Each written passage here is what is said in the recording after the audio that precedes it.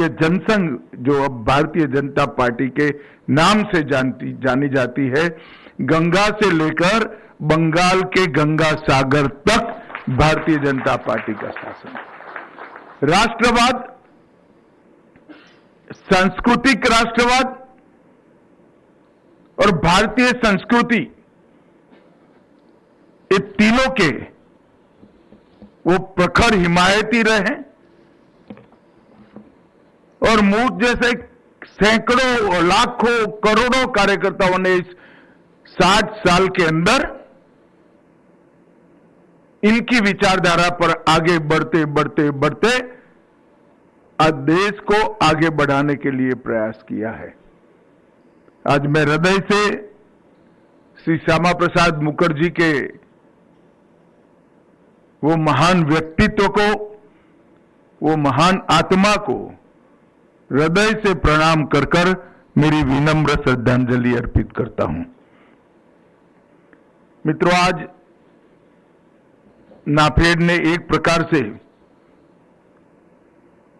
नेफिक्स.in, दृष्टि, ERP और नाफेड कल्याण, ये 4 पहलों की शुरुआत की है। एक प्रकार से एक कार्यक्रम का कोई एनालिसिस करेगा तो नाफेक्स.in कोई एक आज के जमाने में बहुत बड़ी क्रांतिकारी चीज नहीं है। ढेर सारी ऐसी ऐप और ढेर सारी ऐसी ई-कॉमर्स की व्यवस्थाएं दिखाई पड़ती है। ERP भी बड़ी सामान्य प्रकार की व्यवस्था मानी जाती है और दृष्टि जो मैनेजमेंट का पोर्टल है वो भी कोई बहुत क्रांतिकारी कदम नहीं है, परंतु वो क्रांतिकारी इसलिए है कि नाफेड जो 2014 में बंद होने की कगार पर आ गया था, आज नाफेड ये सारी पहल कर कर 500 करोड़ के मुनाफे के साथ 30,000 करोड़ के टर्नओवर के साथ देश के 74 लाख किसानों की सेवा कर रहा है। मैं उस वक्त पार्टी का अध्यक्ष था। मुझे मालूम है नाफेड गहरे आर्थिक संकट में था और नाफेड के पदाधिकारियों की एक मीटिंग प्रधानमंत्री जी के साथ हुई और एक ही मीटिंग में निर्णय किया गया, जो हुआ वो हुआ, उसको भूल जाओ। नाफेड पारदर्शिता से चलना चाहिए और भारत सरकार ने आर्थिक मदद कर कर नाफेड को फिर से मजबूती के साथ चालू करना है।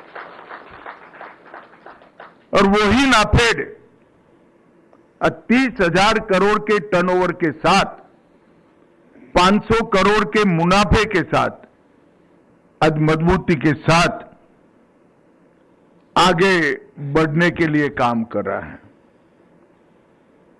ये जो प्रयास है वो एक प्रकार से खेत से किसान के खाते तक ये पूरी यात्रा डिजिटल करने वाला प्रयास है। किसान जो उपज अपने खेत में पसीना बोकर प्राप्त करता है, इसको इलेक्ट्रॉनिक माध्यम से खरीद कर नाफेड 48 घंटे में ही इसके अकाउंट में इसकी गाढ़े पसीने की कमाई जमा कर देता है। और NCCF और नाफेड ने इस सारी प्रक्रिया को ठीक ठीक गति से और सही दिशा में आगे बढ़ाया है। इसके कारण देश के गरीब नागरिकों को जो वितरित करने के लिए अन्न चाहिए, उसका प्रोक्योरमेंट और एक प्रकार से किसान को 50% मुनाफा वाली मिनिमम सपोर्ट प्राइस मिले, ये दोनों उद्देश्य NCCF और नाफेड इसकी पूर्ति कर रहे हैं। मगर आज मैं इस कार्यक्रम के माध्यम से देश के किसानों को और नाफेड और एनसीसीएफ के कर्मचारियों को, अधिकारियों को और बोर्ड ऑफ मैनेजमेंट को भी कहना चाहता हूं कि बीच में से बिचौलिया निकालने की प्रक्रिया को सतही तौर पर जमीन पर पहुंचाने की अभी भी जरूरत है। जो प्रोक्योरमेंट हो, जो खरीद की जाए, वो सीधा किसानों के पास से होनी चाहिए।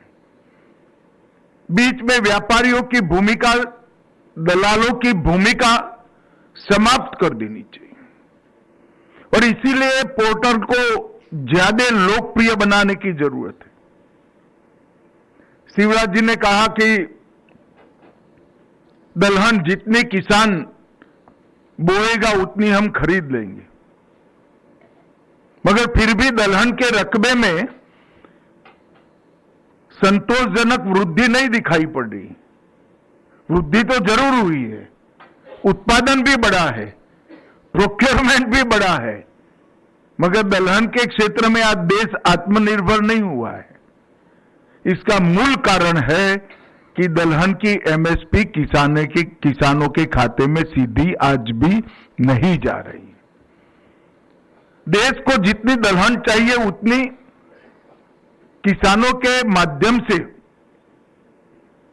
ये ऐप के माध्यम से नहीं इकट्ठी की जा रही है। कहीं ना कहीं बाद में व्यापारियों से आपूर्ति करनी पड़ती है, दलालों से भी करनी पड़ती है। और मैं मानता हूं कि ये दृढ़तापूर्वक बंद कर देना चाहिए और आने वाले 2 सालों में सहकारिता मंत्रालय सुनिश्चित करेगा कि दलहन का एक दाना भी एनसीसीएफ और नाफेड में व्यापारियों के माध्यम से न आए, सीधा किसानों के माध्यम से आए, जिससे मुनाफा पूरा किसानों के पास पहुंचे। और जैसे ही दलहन का उचित दाम किसानों तक, दलहन परचेज करने के लिए, अन्य उत्पाद परचेज करने के लिए, मक्का परचेज करने के लिए हमने इंफ्रास्ट्रक्चर बना दिया है। अब ये इंफ्रास्ट्रक्चर को नीचे तक पहुंचाना है और उसमें मैं मानता हूं कि नाफेड और एनसीसीएफ ने भी दृढ़ता के साथ शुद्ध तरीके से काम करने की शुरुआत करनी पड़ेगी, तभी जाकर परिणाम मिलेंगे। और हमें सुनिश्चित करेंगे कि अगले 2 साल के अंदर किसान ही सीधी दलहन ये दोनों संगठनों को बेचे और पेमेंट सीधा किसान के पास ही चला जाए। नाफेड द्वारा सिर्फ कृषि उत्पादों की खरीदी तक नाफेड सीमित नहीं रहा है। जैविक खेती, बीज उत्पाद, खुदरा कारोबार जो मूल्य को कंट्रोल करता है, जैव उर्वरकों का निर्माण, खाद्य सुरक्षा और अब अंतर्राष्ट्रीय व्यापार, इस सभी क्षेत्रों में विगत 3 साल में नाफेड ने बहुत अच्छा काम किया है और इसके कारण नाफेड की प्रासंगिकता भी बढ़ी है और मुनाफा भी बढ़ा है। और बड़ा इनके आंकड़ों पर नजर रखे तो 21-22 जब सहकारिता मंत्रालय बना तब टर्नओवर 20,000 करोड़ था, आज 30,000 करोड़ हो चुका है और मुझे विश्वास है अगले 2 साल में हम इसको 50,000 करोड़ क्रॉस करने में सफल हो जाएंगे। शुद्ध मुनाफा भी 139 करोड़ से बढ़कर 405 करोड़ हुआ है और नेटवर्थ सिर्फ 358 करोड़ थी, आज 2050 करोड़ की नेटवर्थ के साथ नाफेड एक मजबूत, आर्थिक रूप से सक्षम और आत्मनिर्भर संस्था बनकर उभरा है। अब समय आ गया है कि एनसीसीएफ और नाफेड ने पारदर्शिता के साथ एक एक दाना दलहन का और अन्य उपजों का किसानों के साथ से सीधा खरीदना और बिचौलियों का पूरा तंत्र बिखेर कर मुनाफे पर जिसका अधिकार है वो किसान तक ये मुनाफा पहुंचाने का काम करना चाहिए। आज नाफेड ने किसान परिवारों को उच्च शिक्षा के लिए और अपने कैरियर के लिए अपने मुनाफे का 1% छात्रवृत्ति के लिए देना का निर्णय किया है। मुझे विश्वास है कि ये व्यवस्था से किसानों के बच्चों को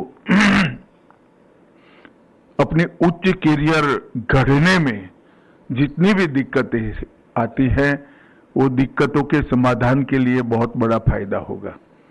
मैं फिर से एक बार नाफेड के चेयरमैन श्रीमान जेठाभाई, उनका पूरा निर्देशक मंडल और सभी अधिकारियों को बहुत बहुत बधाई देता हूं कि नाफेड को आपने एक मजबूत संस्था के रूप में बनाकर देश के किसानों के लिए बहुत अच्छा काम किया है और आने वाले 2 साल हम सब मिलकर किसान का उपज किसान सीधा ये ऐप से नाफेड और एनसीसीएफ को पहुंचा पाए।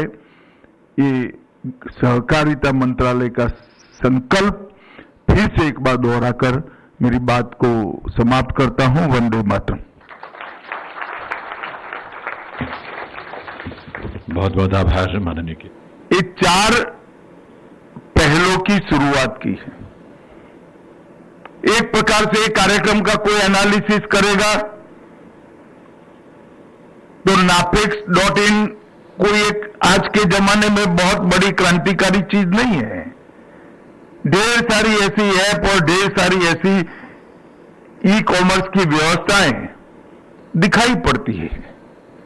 ईआरपी भी बड़ी सामान्य प्रकार की व्यवस्था मानी जाती है और दृष्टि जो मैनेजमेंट का पोर्टल है, छोटे मगर बहुत महत्वपूर्ण कार्यक्रम में मेरे साथ मंच पर उपस्थित श्रीमान शिवराज सिंह चौहान जी, मेरे साथी मंत्री श्री कृष्णपाल गुर्जर जी, नाफेड के अध्यक्ष श्री जेठाभाई आहिर जी, श्री भूटानी सहकारिता सचिव और आज के कार्यक्रम में उपस्थित सभी भाइयों और बहनों, आज 23 जून है। मेरे जैसे कई भारतीय जनता पार्टी से जुड़े हुए कार्यकर्ताओं के लिए ये बहुत प्रेरणादायी दिन है। आज ही के दिन श्यामा प्रसाद मुखर्जी जी ने एक राष्ट्र एक विधान एक प्रधान इस सूत्र को चरितार्थ करने के लिए, देश को एकजुट रखने के लिए अपना बलिदान दिया था। आज ही के दिन जम्मू कश्मीर की जेल में इलाज के बगैर संदेहास्पद स्थिति में इनकी मृत्यु हुई थी। श्यामा प्रसाद मुखर्जी इस राष्ट्र के बहुत बड़े नेताओं में शुमार होते हैं, जिन्होंने कभी जीवन में कुछ भी प्रसिद्धि के लिए नहीं किया, मगर जो भी किया इसके दूरगामी परिणाम इस देश के लिए शुभांकर हुए। आजादी के पहले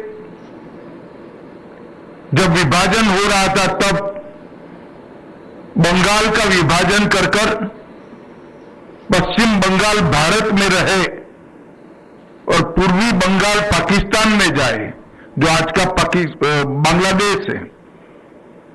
अंग्रेजों के साथ लड़ाई कर इस श्यामा प्रसाद मुखर्जी ने सुनिश्चित किया था। इसी के कारण आज पश्चिम बंगाल भारत का अभिन्न अंग बना हुआ है। देश जब आजाद हो गया उसके बाद कश्मीर में धारा 370 लागू की गई। कश्मीर का राष्ट्रध्वज होता था, कश्मीर का संविधान अलग होता था, कश्मीर में एक अलग प्रधानमंत्री बैठते थे, कश्मीर में एक राष्ट्रपति भी बैठते थे। ये संकल्पना भारत की एकता और अखंडता के लिए बहुत खतरनाक थी। तब श्यामा प्रसाद मुखर्जी ने एक आंदोलन छेड़ा कि एक देश में दो विधान, दो निशान और दो प्रधान नहीं रहेंगे। और दिल्ली से लेकर कश्मीर तक मार्च लेकर गए।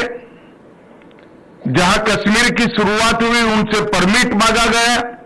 जिस तरह से दूसरे देश में जाने के लिए पासपोर्ट चाहिए होता है, कश्मीर में जाने के लिए उस वक्त परमिट की व्यवस्था थी। इन्होंने कहा कश्मीर मेरे देश का हिस्सा है, मुझे कोई परमिट की जरूरत नहीं है। और श्यामा प्रसाद मुखर्जी को वहीं अरेस्ट कर दिया गया। और उस जेल में ही श्यामा प्रसाद मुखर्जी का संवेदनास्पद मृत्यु भी हुई। उन्होंने इसी मुद्दे पर जवाहरलाल जी के प्रथम मंत्रिमंडल से उद्योग मंत्री के रूप में इस्तीफा भी दिया था। और आज श्यामा प्रसाद जी का वो स्वप्न साकार हो गया है। धारा 370 समाप्त हो चुकी है और उनकी बनाई पार्टी भारतीय जनसंघ, जो अब भारतीय जनता पार्टी के नाम से जानी जाती है, गंगा से लेकर बंगाल के गंगा सागर तक भारतीय जनता पार्टी का शासन। राष्ट्रवाद, सांस्कृतिक राष्ट्रवाद और भारतीय संस्कृति, ये तीनों के वो प्रखर हिमायती रहे। और मुझ जैसे सैकड़ों, लाखों, करोड़ों कार्यकर्ताओं ने इस 60 साल के अंदर इनकी विचारधारा पर आगे बढ़ते बढ़ते बढ़ते आज देश को आगे बढ़ाने के लिए प्रयास किया है। आज मैं हृदय से श्री श्यामा प्रसाद मुखर्जी के वो महान व्यक्तित्व को, वो महान आत्मा को हृदय से प्रणाम कर कर मेरी विनम्र श्रद्धांजलि अर्पित करता हूं। मित्रों, आज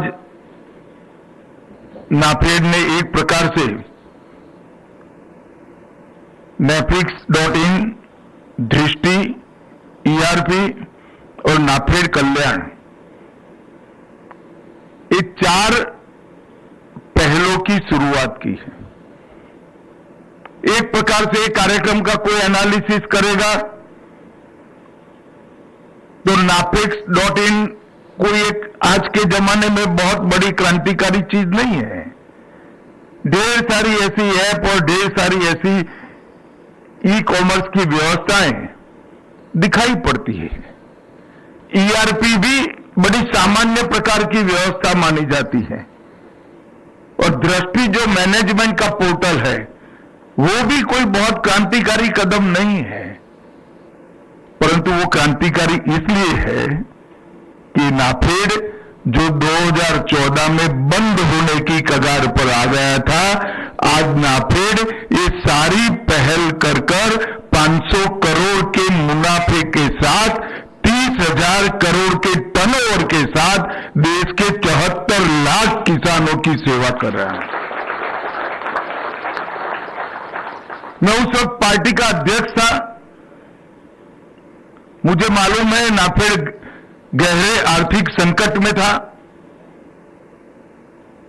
और नाफेड के पदाधिकारियों की एक मीटिंग प्रधानमंत्री जी के साथ हुई और एक ही मीटिंग में निर्णय किया गया, जो हुआ वो हुआ, उसको भूल जाओ। नाफेड पारदर्शिता से चलना चाहिए और भारत सरकार ने आर्थिक मदद कर कर नाफेड को फिर से मजबूती के साथ चालू करना है। और वही नाफेड 30,000 करोड़ के टर्नओवर के साथ 500 करोड़ के मुनाफे के साथ आज मजबूती के साथ आगे बढ़ने के लिए काम कर रहा है। ये जो प्रयास है वो एक प्रकार से खेत से किसान के खाते तक ये पूरी यात्रा डिजिटल करने वाला प्रयास है। किसान जो उपज अपने खेत में पसीना बोकर प्राप्त करता है, इसको इलेक्ट्रॉनिक माध्यम से खरीद कर नाफेड 48 घंटे में ही इसके अकाउंट में इसकी गाढ़े पसीने की कमाई जमा कर देता है। और एनसीसीएफ और नाफेड ने इस सारी प्रक्रिया को ठीक गति से और सही दिशा में आगे बढ़ाया है। इसके कारण देश के गरीब नागरिकों को जो वितरित करने के लिए अन्न चाहिए, उसका प्रोक्योरमेंट और एक प्रकार से किसान को 50% मुनाफा वाली मिनिमम सपोर्ट प्राइस मिले, ये दोनों उद्देश्य एनसीसीएफ और नाफेड इसकी पूर्ति कर रहे हैं। मगर आज मैं इस कार्यक्रम के माध्यम से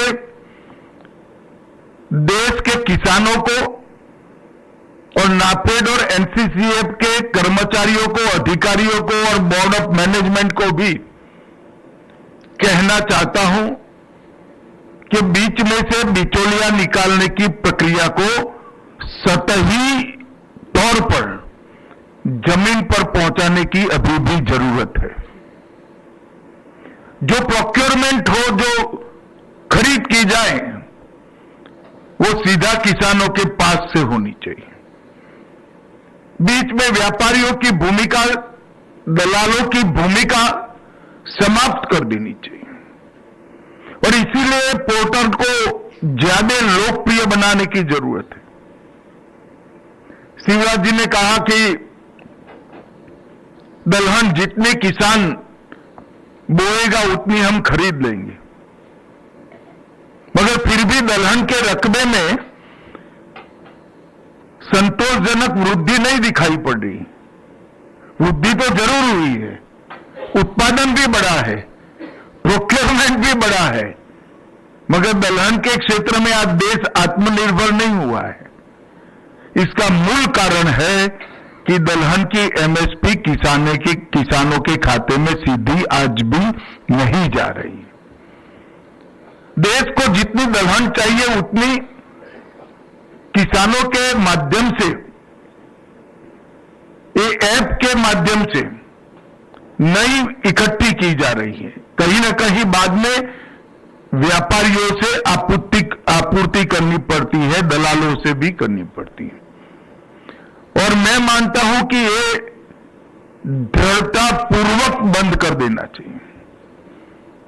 और आने वाले 2 सालों में सहकारिता मंत्रालय सुनिश्चित करेगा कि दलहन का एक दाना भी एनसीसीएफ और नाफेड में व्यापारियों के माध्यम से न आए, सीधा किसानों के माध्यम से आए, जिससे मुनाफा पूरा किसानों के पास पहुंचे।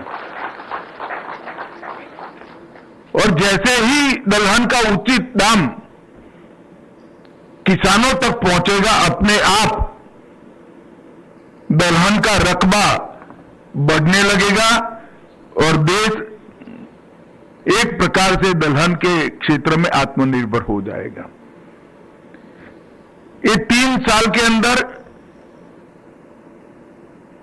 सीधा किसान से दलहन परचेस करने के लिए, अन्य उत्पाद परचेस करने के लिए, मक्का परचेस करने के लिए हमने इंफ्रास्ट्रक्चर बना दिया है, अब ये इंफ्रास्ट्रक्चर को नीचे तक पहुंचाना है। और उसमें मैं मानता हूं कि नाफेड और एनसीसीएफ ने भी दृढ़ता के साथ शुद्ध तरीके से काम करने की शुरुआत करनी पड़ेगी, तभी जाकर परिणाम मिलेंगे। और हमें सुनिश्चित करेंगे कि अगले 2 साल के अंदर किसान ही सीधी दलहन ये दोनों संगठनों को बेचे और पेमेंट सीधा किसान के पास ही चला जाए। नाफेड द्वारा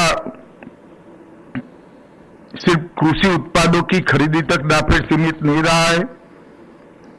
जैविक खेती, बीज उत्पाद, खुदरा कारोबार जो मूल्य को कंट्रोल करता है, जैव उर्वरकों का निर्माण, खाद्य सुरक्षा और अब अंतर्राष्ट्रीय व्यापार, ये सभी क्षेत्रों में विगत 3 साल में नाफेड ने बहुत अच्छा काम किया है।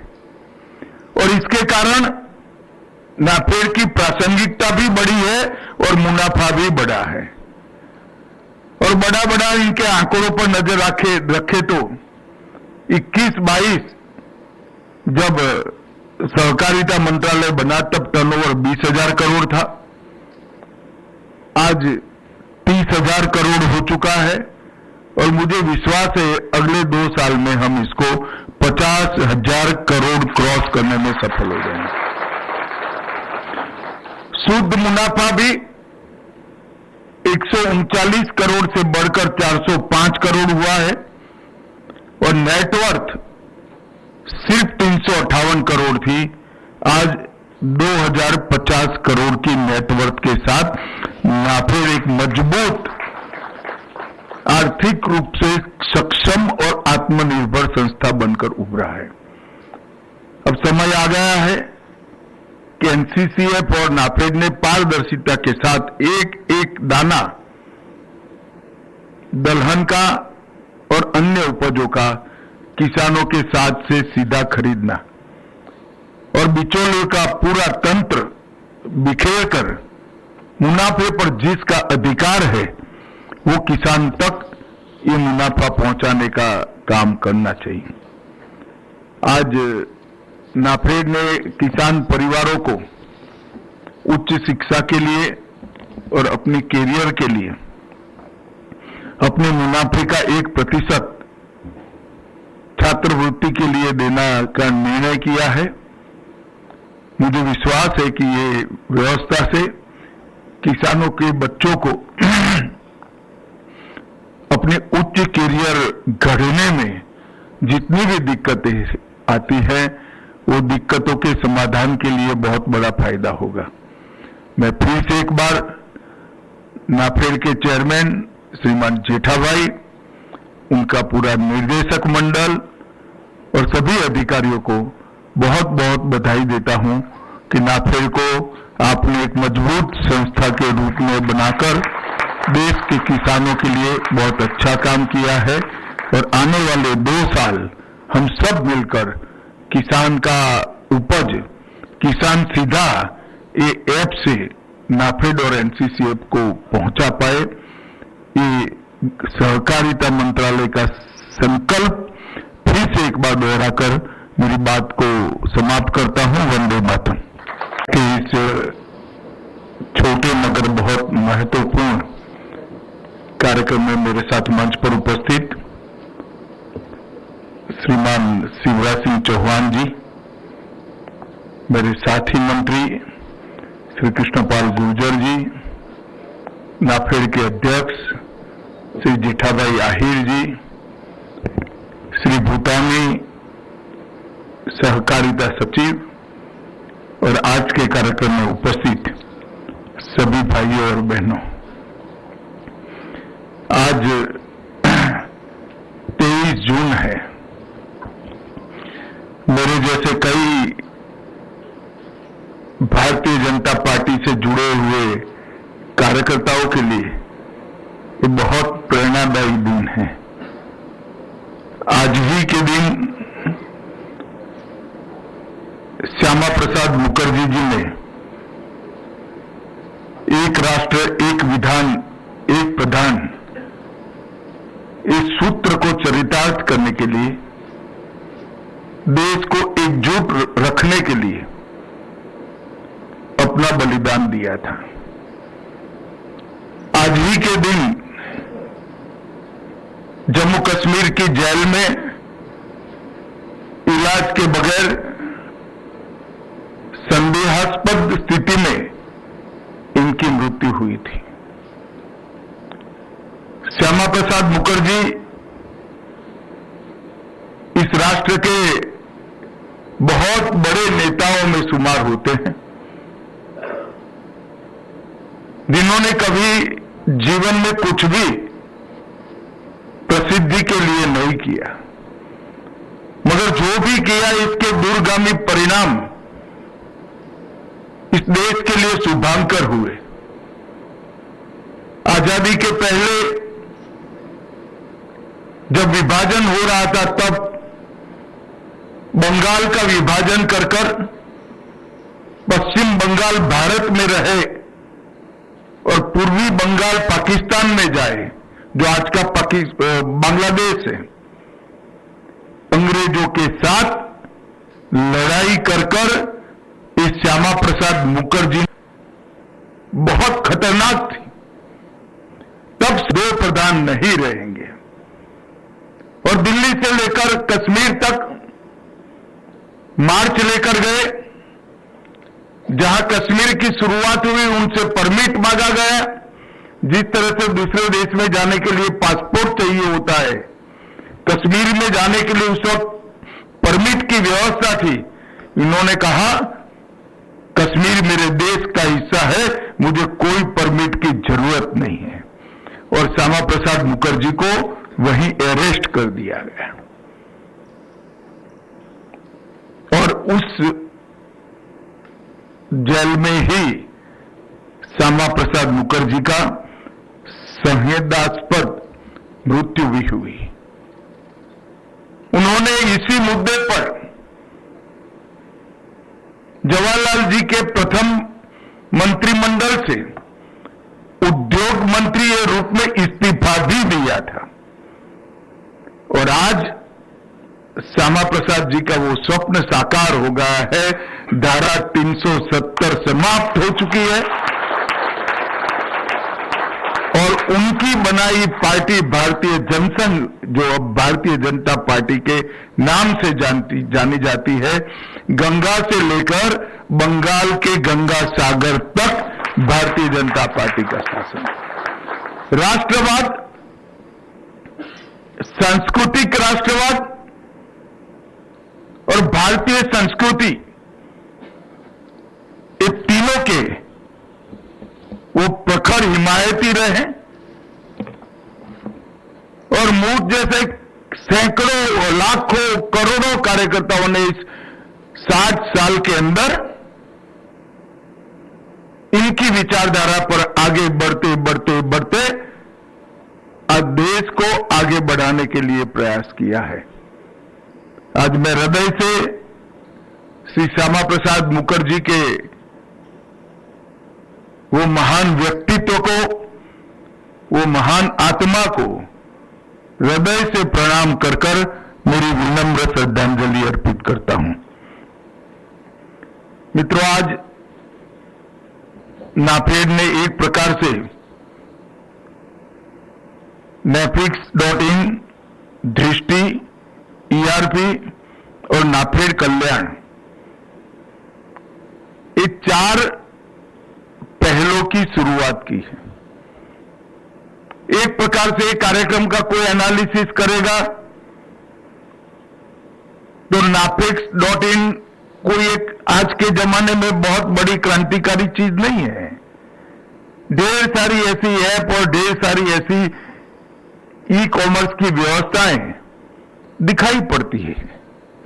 ERP भी बड़ी सामान्य प्रकार की व्यवस्था मानी जाती है और दृष्टि जो मैनेजमेंट का पोर्टल है वो भी कोई बहुत क्रांतिकारी कदम नहीं है, परंतु वो क्रांतिकारी इसलिए है कि नाफेड जो 2014 में बंद होने की कगार पर आ गया था, आज नाफेड ये सारी पहल कर 500 करोड़ के मुनाफे के साथ 30,000 करोड़ के टर्नओवर के साथ देश के 74 लाख किसानों की सेवा कर रहा है।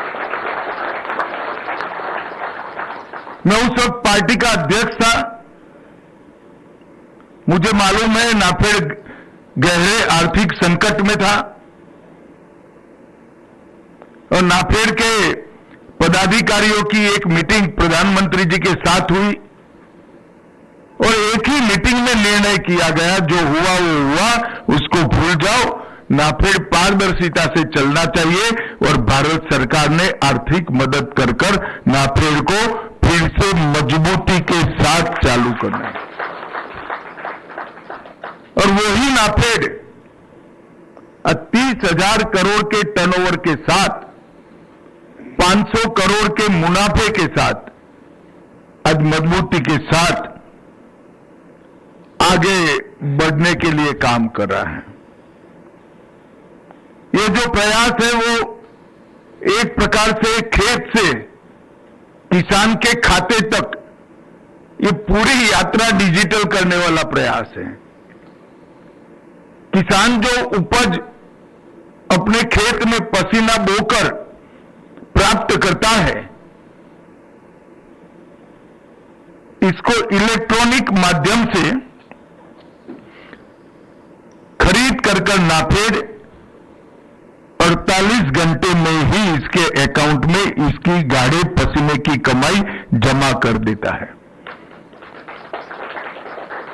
और एनसीसीएफ और नाफेड ने इस सारी प्रक्रिया को ठीक गति से और सही दिशा में आगे बढ़ाया है।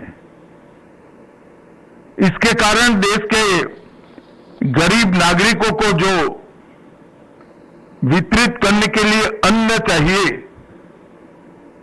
उसका प्रोक्योरमेंट और एक प्रकार से किसान को के बीच में से बिचौलिया निकालने की प्रक्रिया को सतही तौर पर जमीन पर पहुंचाने की अभी भी जरूरत है।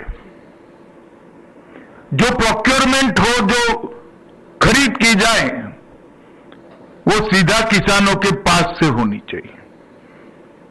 बीच में व्यापारियों की भूमिका, दलालों की भूमिका समाप्त कर देनी चाहिए और इसीलिए पोर्टल को ज्यादा लोकप्रिय बनाने की जरूरत है। शिवराज जी ने कहा कि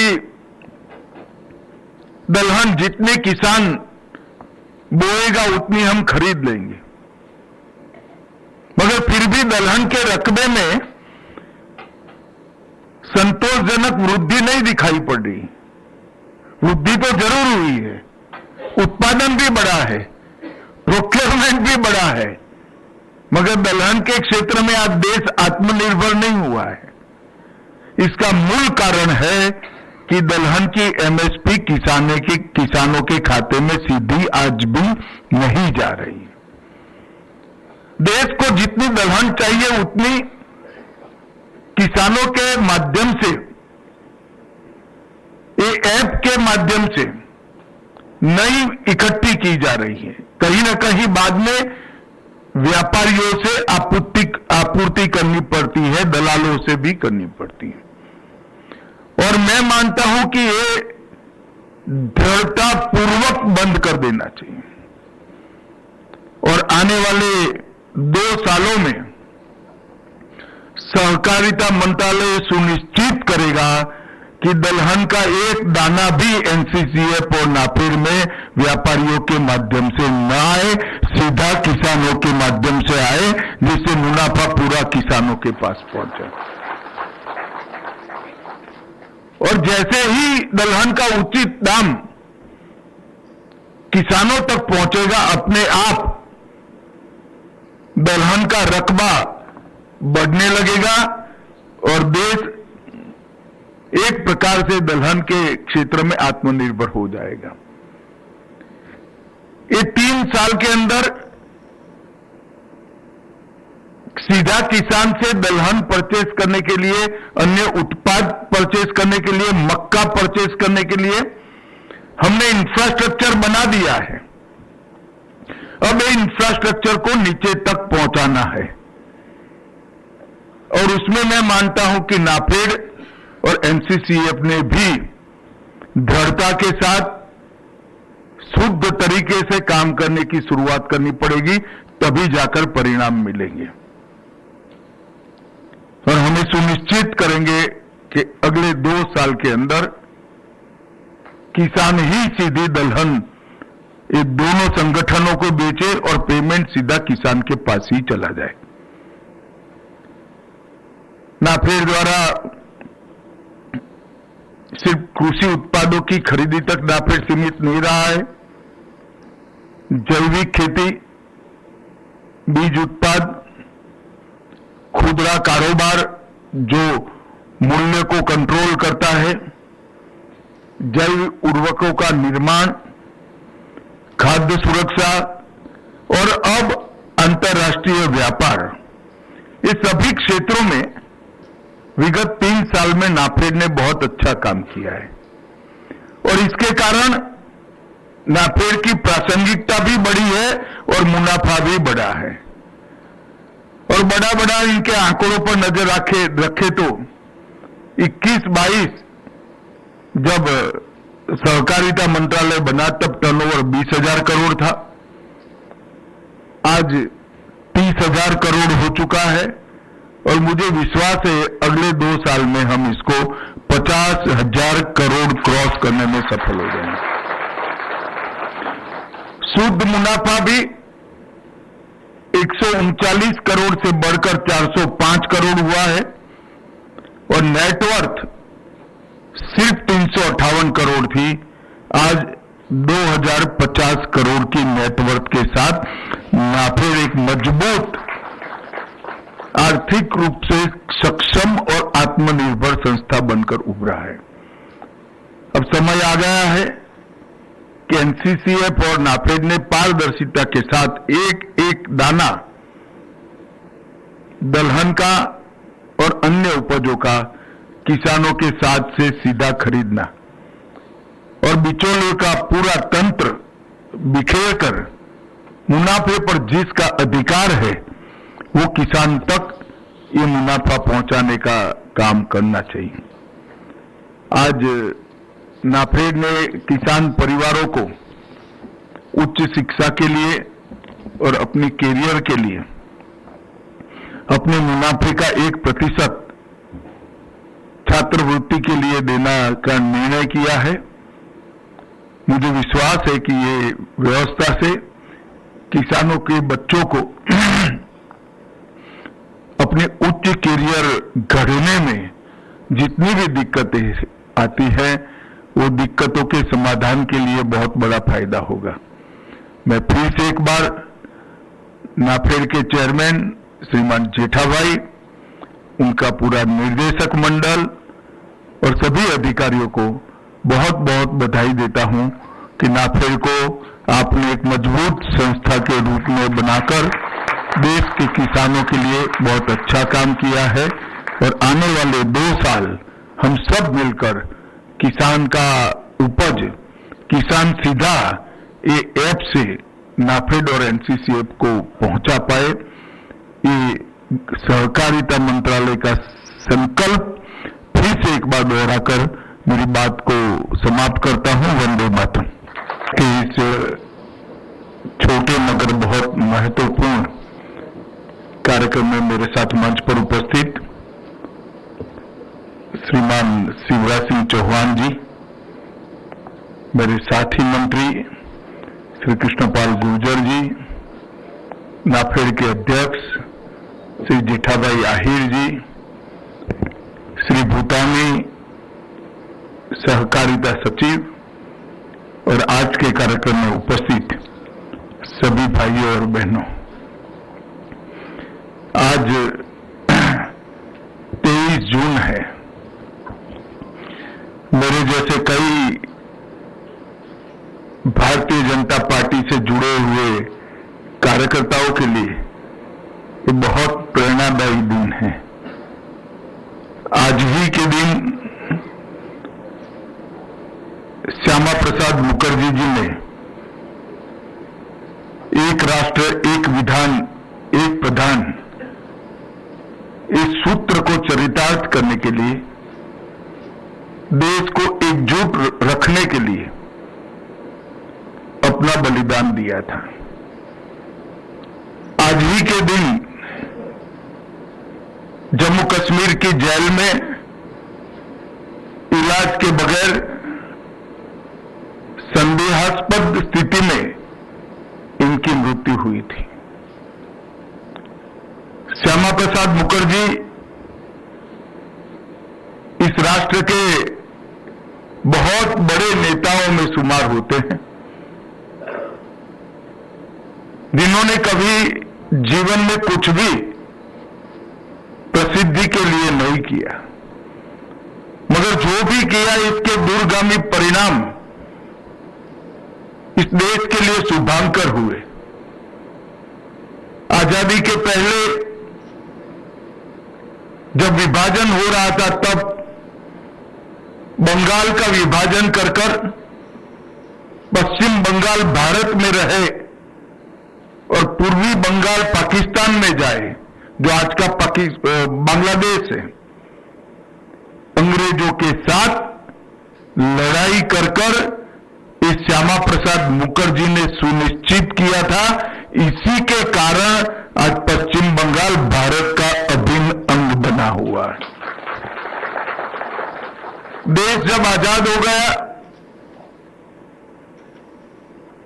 उसके बाद कश्मीर में धारा 370 लागू की गई। कश्मीर का राष्ट्रध्वज होता था, कश्मीर का संविधान अलग होता था, कश्मीर में एक अलग प्रधानमंत्री बैठते थे, कश्मीर में एक राष्ट्रपति भी बैठते थे। ये संकल्पना भारत की एकता और अखंडता के लिए बहुत खतरनाक थी।